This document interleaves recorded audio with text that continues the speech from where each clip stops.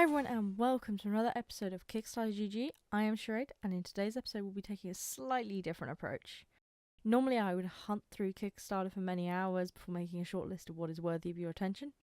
However, in today's episode we'll be taking a look at a Kickstarter campaign called War of Conquest, which the developer Ironzog actually emailed me about. Having taken an extensive look at the project and mulled it over, I think this is worthy of some discussion, so let's take it away and no more delay.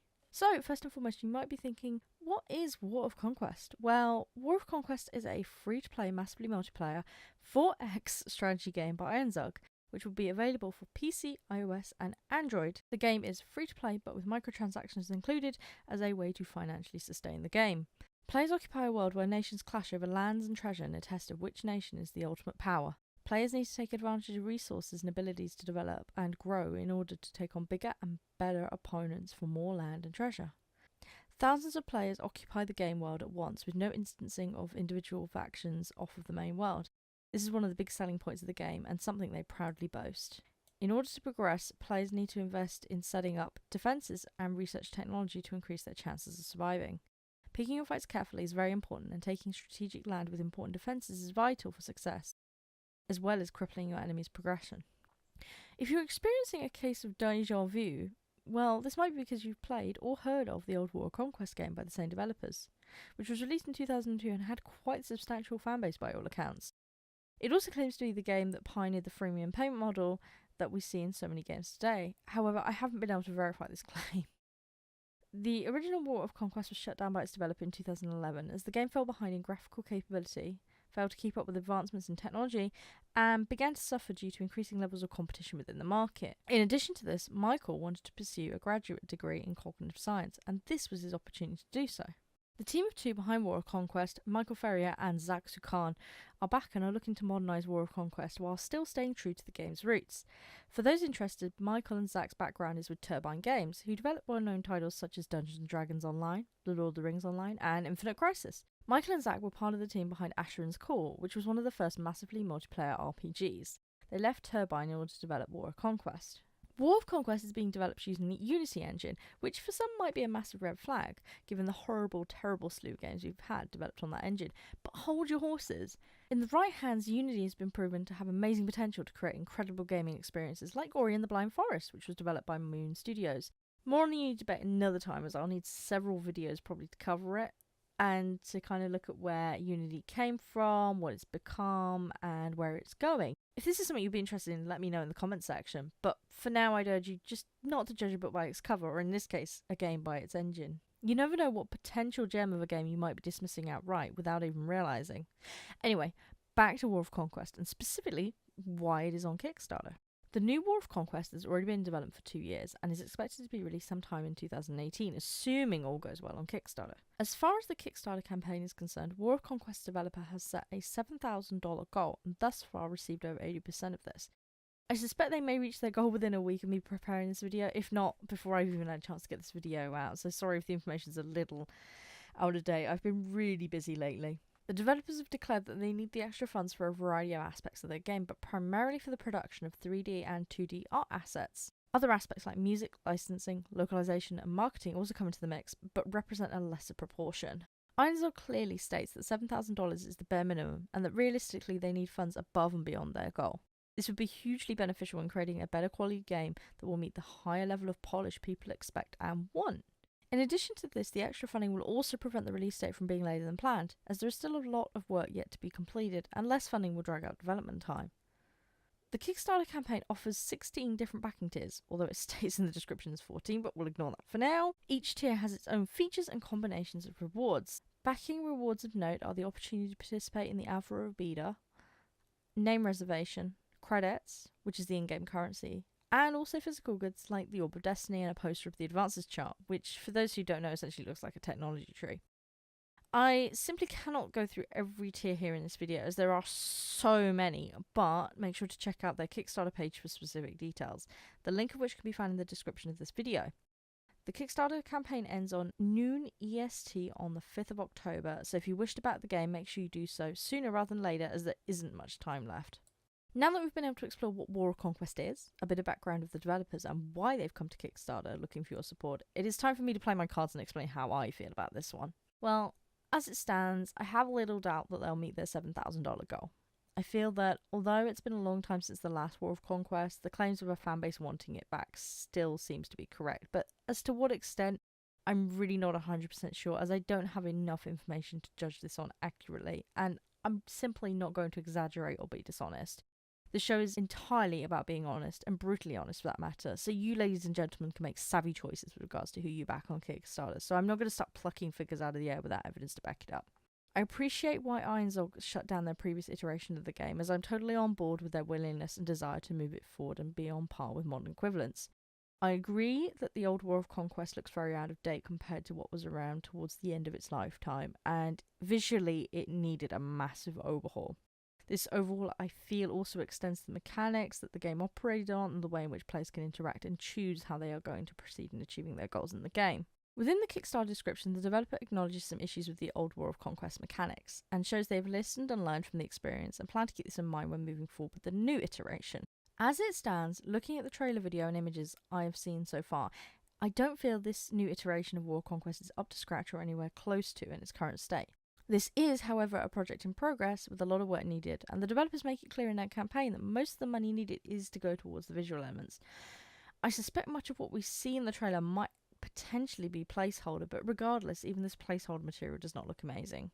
I do, however, acknowledge that visually the game has taken a massive leap forward in the right direction. It just needs pushing that bit further to be of a good enough standard.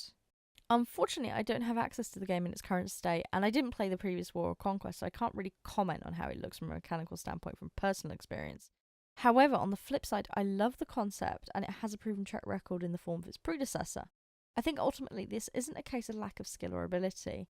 I feel confident in developers' backgrounds, but a matter of an overstretched budget.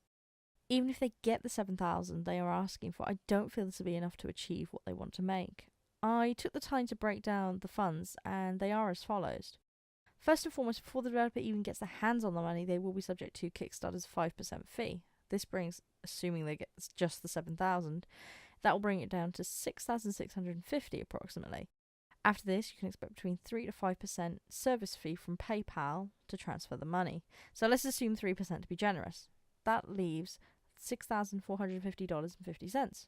For all the various expenses Ironzog has broken down in their list, I've worked out this leaves them with $1,935 for the 3D work, $967 roughly for the 2D artwork, $516 for the sound and music, $1,612 for the language localization, $322 for the licenses, another $322 for the server costs, and $774 for the launch marketing. I cannot be sure how many assets they have in the game and what budget they've already put into some of those aspects, but I don't feel 7k is going to make a big enough dent in what is needed to make a proper modern follow-up to All People. I think potentially a lot more investment will be needed in the artwork and the marketing specifically in order to give it the impact it needs to get people's attention and also to get it under the noses of the right people. With enough support, I think this is perfectly within the realm of possibility, but it will need way more backers and a greater reach on social media. If you want to chip in, make sure to check out their Kickstarter page, which will be in the video description, or consider helping by just sharing this video or sharing the Kickstarter page with your friends and your family. It's surprising how much just one share can make all the difference really on a project like this. As far as my opinion is concerned on the way the Kickstarter campaign itself is laid out, they have all the core elements you would expect: a trailer showing actual footage, a clear direction and vision to share, clear backer packages and a history in the industry, and an ability to demonstrate the competency in the field. I appreciate that Ironzog has taken the time to outline in detail their background and the background of the previous War of Conquest game, as well as being upfront about how the raised money will be split among the various aspects of development. These are essential, and they've all been covered well. My biggest red flag with the way in which they've laid out their campaign is the sheer volume of backing options. I appreciate choice and letting people pick and mix what they want, but if anything, this level of choice complicates matter and is similar to what we see with special editions of games. Great examples of this are Evolve, Watch Dogs, and Assassin's Creed Syndicate, where you literally need spreadsheets to work out what version you want. It's way beyond excessive. Speaking from my background in psychology, studies have shown that giving too much choice can make people less inclined to purchase something. A great example of where this is being applied is supermarkets. Traditionally, supermarkets have aimed to have the widest possible range, but to remain profitable and encourage sales, supermarkets are actually now downsizing their range and offering products but with far less options for each. The supermarkets that do this best are the discount stores like Lidl and Aldi, but other supermarkets like Asda and Tesco are also now following suit. By adopting this approach, the customer spends less time pondering what they want, gets less frustrated, and is more inclined to make a quicker selection and leave, as a result, the mental resources needed after selection to make the buying choice and other important decisions. In psychology, we call this ego depletion, and it's a little more complicated than what I've described, but that's the core principle. Simply put, if there are too many options available, we choose not to weigh up all the options and give up, as we have other important decisions to make throughout our day. This can be applied to online shopping and also Kickstarter in theory. After all, you are marketing a product and trying to make a sale based on convincing people about your pitch and your product. I would recommend to anyone looking to make a Kickstarter campaign, please try and avoid exceeding 5 to 7 backing options if you can. Having options available is great, but don't go crazy with it. You'll actually end up discouraging people from selecting a backing tier if you go too far. If you want to see this effect in action, I recommend a series called Supermarket Shopping Secrets by the BBC, in which they apply this principle to jam sales on a market stall based on a case study of Tesco and how they've changed the current climate of supermarket shopping in the UK. The link to that video will be in the description of this video. I would show you the study here, but I know that it won't be of interest to some people. This video is already long enough as it is, and I don't want to risk the BBC copyright striking my channel. Essentially, the point I'm trying to make is choice is fine, but there is a point where it goes too far. Please learn from this if you're watching this, Ironzog, and anyone planning to make a Kickstarter campaign. It really frustrates me when I see decent campaigns plagued by offering too many backing options. I see it way too often. This is by no means the worst example of this, but it may be suffering from the consequences of it.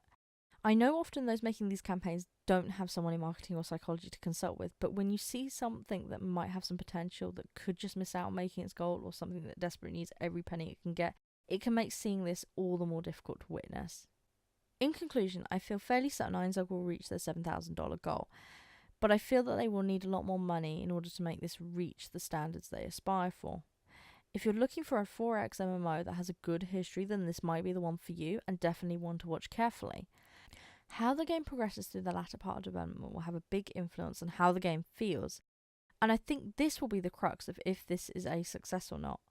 Ultimately, its fate is in the hands of the members of the public like yourself, and willingness to use their wallets. If you want to get involved, now is the time to do so. They need your support more than ever. I think this is a great example of people with talent and a great vision, but a heavily restricted budget that may hamper them from creating a good game. If that happens, it would be a real shame, but I have my fingers crossed for everyone at Ironzog. I wish everyone at Ironzog the very best, and I hope they get the success they have worked so hard to achieve. If you have any questions, feel free to leave them in the comments section, or send comments about the game directly to Ironzog via Twitter handle @Ironzog or via Facebook. I'm sure they will have no issue answering your inquiries. If anything, they'll probably relish having a chat. I have to commend the developers on being very open and friendly via email, and in particular Michael, who reached out to me and who's been dealing with me directly. Thank you for bringing this to my attention, Michael. I've really enjoyed examining this Kickstarter campaign, learning about War of Conquest history, as well as its route going forward. Thank you for watching this video. I hope you've enjoyed it. I'm sorry that this episode didn't come out sooner, as I've had a rough few weeks of readjusting to being back at my part-time job while still providing care for my mother while she's ill. Thanks to everyone who continues to support me through this difficult phase, whether it is watching my content, leaving comments, or sending supportive messages. I also need to send a big thank you to those of you who are also opting to financially support my work in the community via subscriptions and other monetized options on Patreon, Twitch, and the Charede Gaming website. You are really vital to ensuring I can continue to produce and publish my work and keep this community afloat. As usual, I'm open to feedback, and I look forward to discussing this Kickstarter game with you in the comments section. As I said before, I think this campaign is a fairly well thought out one, but a few minor mistakes with the backer tiers and how much I really feel this game needs financially might hold this one back. If you think different, know more about War of Conquest, or perhaps were part of the original community from the old game, I would love to hear from you and learn about all your experiences. Till next time, bye bye!